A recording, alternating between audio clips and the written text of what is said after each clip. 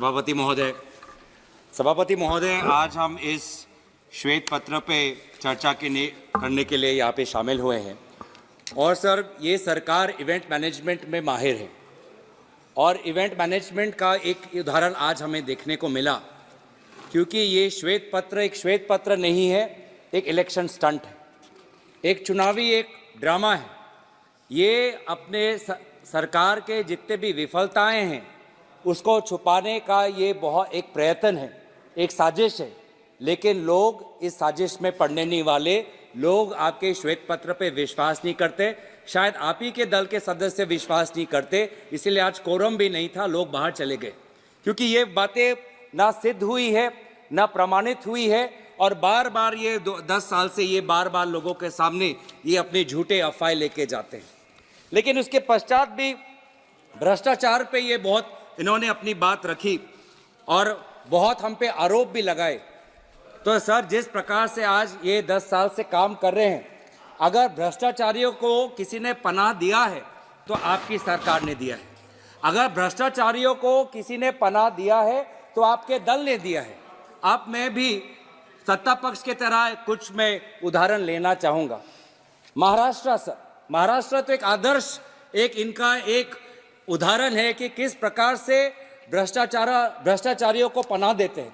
मुझे तो कभी कभी अफसोस महसूस होता है, महाराष्ट्र के इनके एक सांसद हैं डॉक्टर किरीट सोमैया, बहुत उन्होंने आवाज़ उठाई भ्रष्टाचारियों के खिलाफ, लेकिन मुझे भी दुख होता है आज वही आज जिनके खिलाफ उन्होंने आवाज़ उठाई, आज उनके दफ्तरों में जाकर सलाम करना पड़ता है। सर, एक महाराष्ट्र के एक नेता हैं जो पहले शिवसेना और कांग्रेस के थे, उन पे 300 करोड़ का मनी लॉन्ड्रिंग का चार्ज लगा था। इन्फोर्समेंट डायरेक्टरेट ने उन पे मनी लॉन्ड्रिंग का केस लगाया था अविघ्न ग्रुप को लेके। लेकिन वे व्यक्ति जब वो अपने दल को भाजपा के साथ 2019 में शामिल किए तो वही का वही ईडी का फाइल बंद। सर, एक और उदाहरण देता हूं पश्चिम बंगाल का। नारधा को लेके इन्होंने बहुत से एक स्टिंग ऑपरेशन वहां पे बहुत चर्चित हुई थी। नारधा को लेके इन्होंने बड़े नेताओं का नाम लिया था, पर एक विशेष नेता जब बीजेपी में शामिल हो जाता है और उनके विधायनी दल का सभापति बन जाता है तो उस पे नारधा का जो कलंक उसका साफ हो जाता है। असम में, सर, असम में इन्होंने 2015 में एक बीजेपी ने एक बुकलेट निकाला था, saga of scams. Saga of scams में एक विशेष व्यक्ति का उन्होंने उल्लेख किया था जो लुइस बर्जर इंटरनेशनल स्कैम के साथ, वाटर सप्लाई स्कैम के साथ एक विशेष व्यक्ति का नाम इन्होंने लिया था। कहा था कि जब उनकी सरकार आएगी तो उस विशेष व्यक्ति पर बहुत वो जुल्म करेंगे, उस पर जेल में जाएंगे। और हुआ क्या, वो विशेष व्यक्ति आज इनके दल में शामिल होके अब असम का मुख्यमंत्री बन गया। आज ऐसा हो रहा है सर। आज सर, छत्तीसगढ़ में जब इनकी सरकार थी, छत्तीसगढ़ में जब इससे पहले जब डॉक्टर रमन सिंह जी की सरकार थी, तो ये बहुत कहते थे उस समय कि हम काला धन का पैसा बाहर से वापस ले आएंगे। लेकिन पनामा पेपर्स में जब उस समय के छत्तीसगढ़ मुख्यमंत्री के बेटे का नाम उल्लेख हुआ तो पनामा पेपर्स सब ये भूल गए। मेघालय में सर दुख होता है सर कि कभी कभी गृह मंत्री अमित शाह जी को भी अपने बातों को उनको शायद कभी कभी व्यक्त करते हुए शायद उनको भी अफसोस होता है कि उनके मुंह से क्या शब्द निकल गया। क्योंकि हाल में ही जब मेघालय में जब चुनाव हुआ तो गृह मंत्री अमित शाह जी मेघालय जाके बोलते हैं कि वहां की सरकार दुनिया में, देश में सबसे भ्रष्ट सरकार है। और फिर क्या हुआ, जब चुनाव में देखा कि भाजपा को कोई एक विधायक मिला तो उसी सबसे भ्रष्ट सरकार में ये शामिल हो गए। सर, मणिपुर में अफसोस है कि मुख्यमंत्री के कार्यालय से एक ड्रग से जुड़े हुए एक मुजरिम को रिहाई करने का निर्देश मणिपुर में निर्देश जाता है मुख्यमंत्री के कार्यालय से। कर्नाटक में सर इनकी 40% की सरकार थी। कर्नाटक के जो प्रजा थी जागरूक हुई और सरकार को उखाड़ फेंका।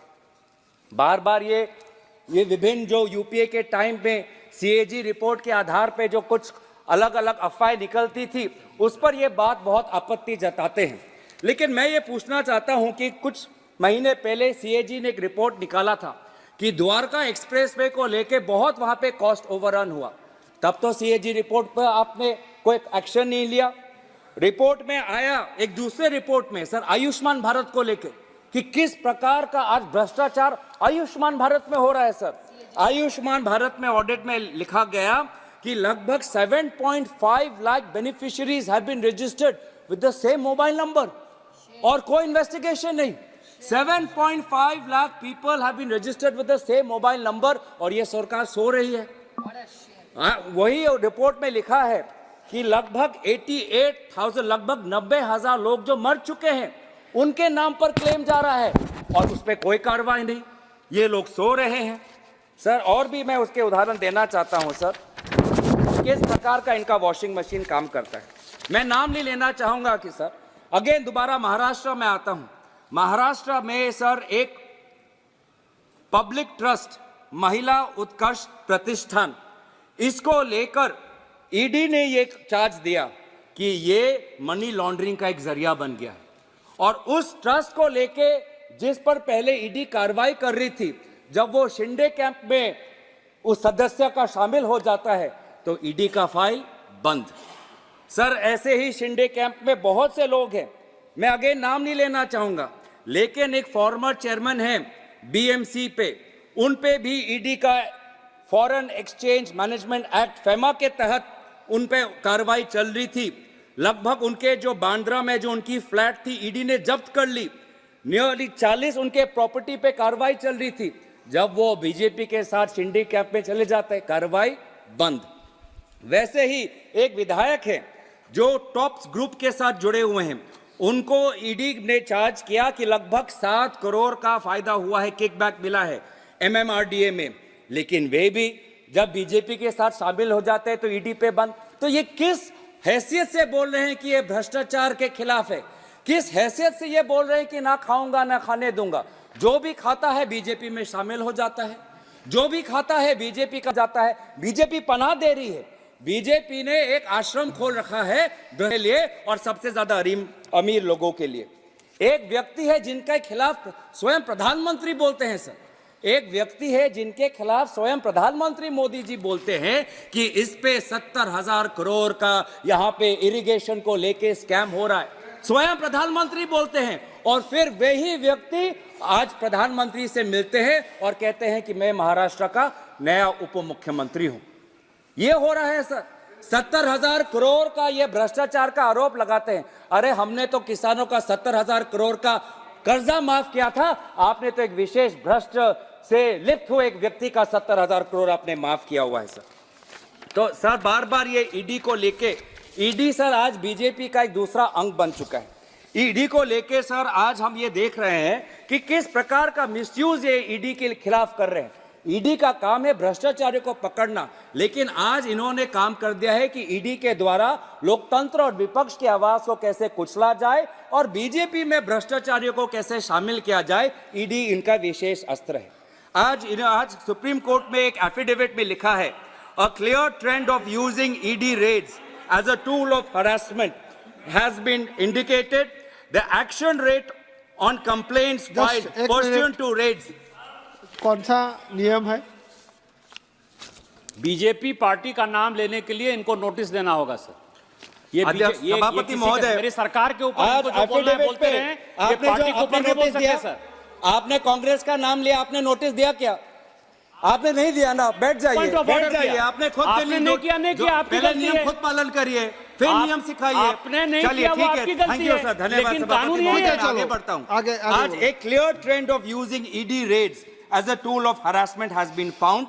What is the action rate on raids in 2005 to 14 was 93%. Now the action rate on raids has reduced to 29%. मतलब ये सारे raids जो कर रही है ईडी सारे से ज्यादा politically motivated.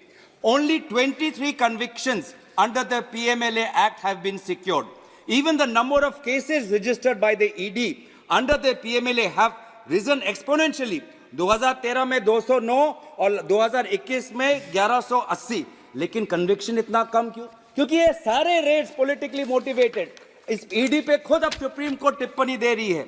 सुप्रीम कोर्ट क्या कहती है? अगस्त 23, 2023 को the court stated that ED can not act as a law unto itself. October 4, 2023, ED supreme court ED पे क्या कहती है?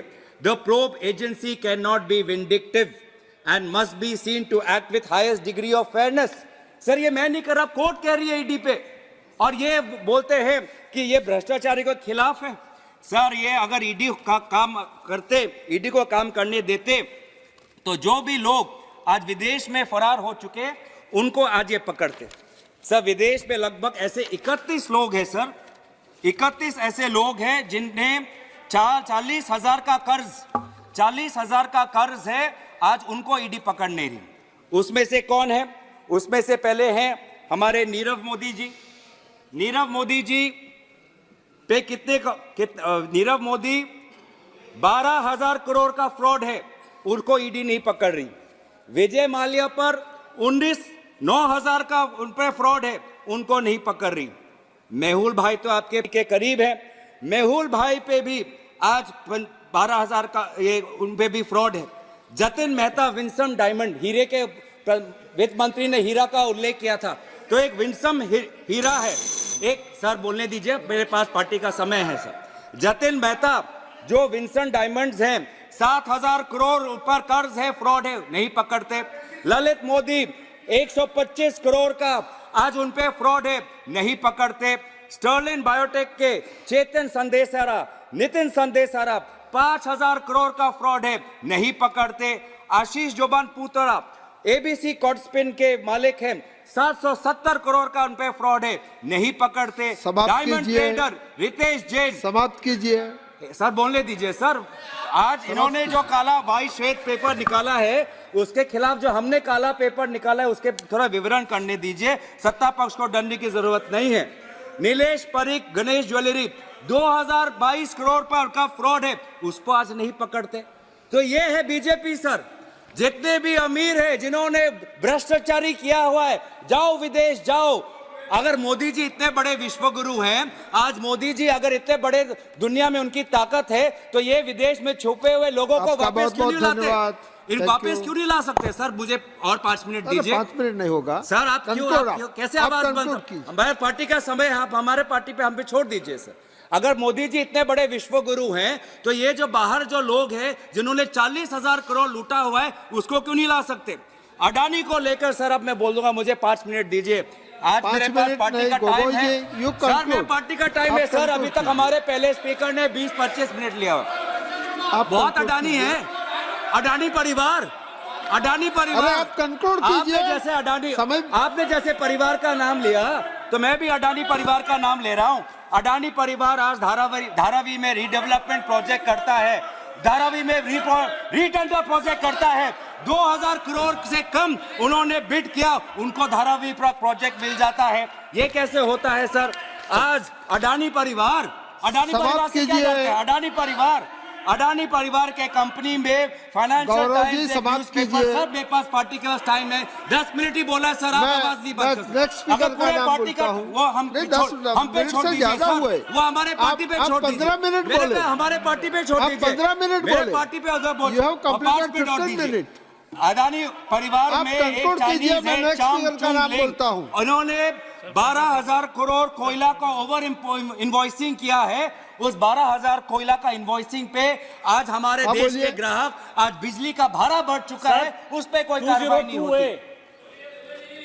क्या आज अडानी परिवार पे जब भी अडानी परिवार का मोशन या रिजोल्यूशन, सर मेरा टाइम नहीं, मोशन और रिजोल्यूशन जिस विषय पर है हमारे वही पार्टी बात का जो करेंगे। टाइम है नहीं कटना चाहिए।